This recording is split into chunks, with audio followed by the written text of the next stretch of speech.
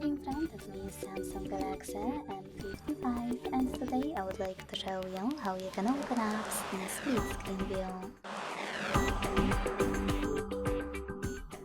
Begin by selecting one of your apps to use in this view and accessing it in the background. To do that using Tricky's navigation, click on this button with 3 lines. Then tap on the icon of an app. Select Open in Split Screen View and click on the second app. As you can see, now I can use both at the same time.